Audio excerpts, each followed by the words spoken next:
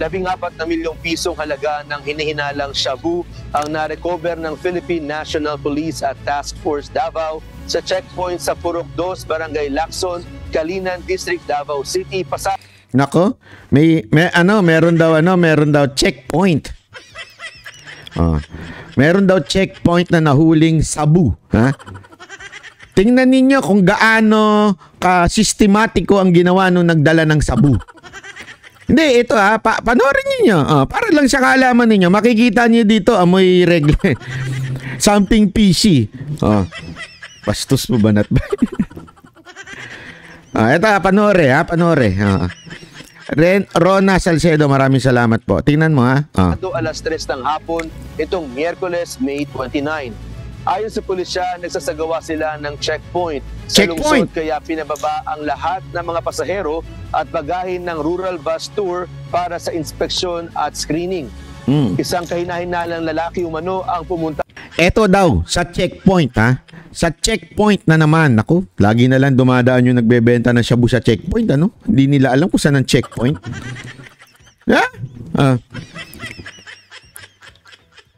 Sa likuran ng bus at pinunit ang kanyang dalang kahon. Dito na aniya kinuha ang maliit na kahon, tinapon sa likuran ng sasakyan at agad na umalis. So, sa madaling salita, ang ginawa niya, sumakay sa bus, yung may daladalang sabu. Okay? Tapos, pinunit niya sa karton niya, tapos inilagay niya sa likod ng bus.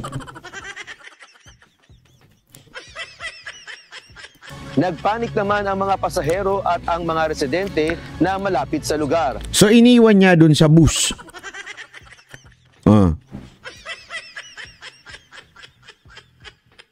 Nang buksan ng box, doon na lumantad ang mga sachet ng umano'y shabu.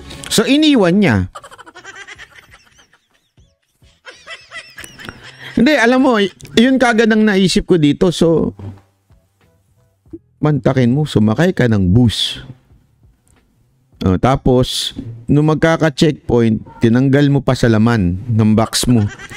Tapos, inilagay mo dun sa likod. Paano nila nasabi? Kasi kwento ng mga tao dun eh. Natawa lang ako. Sabi ko, natawa lang naman ako. Kasi parang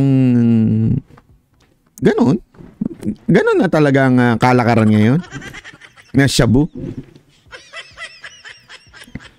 Bigla mo na lang kukunin, tapos iiwan mo na lang doon sa bus.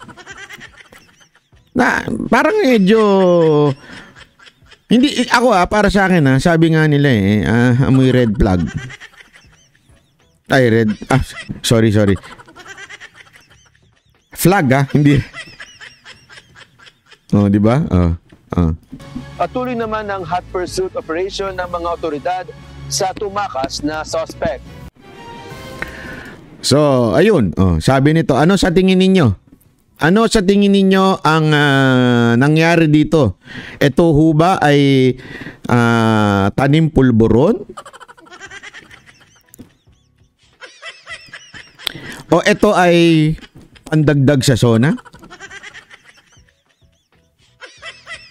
Naku, baka mamaya banggitin pa yan. We caught kilos of pulburon in Davao City. Para talaga para sabihin na talagang Davao City magulod dyan Sinasabi ninyo walang droga dyan. Gusto mo samahan pa kita Di ba? Taga Davao ako, first time nangyari sa checkpoint po talaga. Eto sandali, isipon ko. Eto, alam niyo ho ba sa Davao City, marami hong checkpoint dyan. Actually, okay? Yung mga tao dyan, na sila, sanay na ho sila sa checkpoint dyan. Kaya nga mapayapa dyan kasi pagpasok mo, paglabas mo, may mga checkpoint. At madalas talaga nagkaka-checkpoint dyan.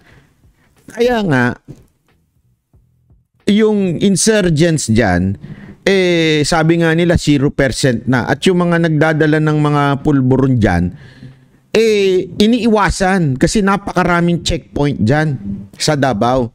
Tapos, magdadala ka pa. Tapos bubuksan mo, tatanggalin mo, itatapo mo sa likod. Hindi, kasi ito. Ito lang, simple lang. Kung ikaw magdadala, tapos may checkpoint, tapos nasa bus ka, sa tingin mo mahuhulihan ka kaagad nun? Kung itatago mo lang, hindi naman ganun kadali para makita kaagad yung pulburon eh. Pero bakit bigla mo na lang tinanggal sa lalagyan? Tinanggal mo sa lalagyan ha. Sa box niya tinanggal. Tapos inilagay sa likod. Na tila, syempre makakaagaw pansin yun. Di ba? Makakaagaw pansin yun. Na yung isang mama may tinanggal sa bag. Tapos kaya nga nataranta daw yung mga tao, naglabasan. Paglabasan, syempre, iisipin nila, ano yun, di ba? Nagpresenta parang si Morales, ay, grabe ka naman, Boss Dada. Ay, wala. Alam mo, pinapahamak niyo ako, Boss Dada, nakalimutan na ng tao yan si Morales. Sasabihin na naman, bakit ako bumabanat kay Morales? Ikaw, Boss Dada, pang ano ka eh, nakapapahamak ako eh. Hindi, di ba? Isipin niyo yun ha. Tapos, syempre, sino ba naman tanga ang hindi magre-react dun? Di ba? Kasi may iniwan yung mama ang karton doon sa likod eh. Tapos umalis. At the same time, eto matindi ha. Hindi ho yan 20 pesos na pulburon. Hindi po yan 100 lang. That's worth 14 million. 14 million na pulburon. Iniwan mo lang basta-basta.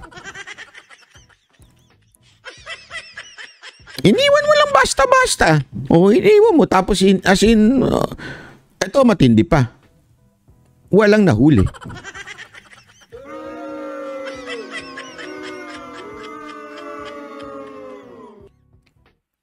Hindi, ako observe lang tayo.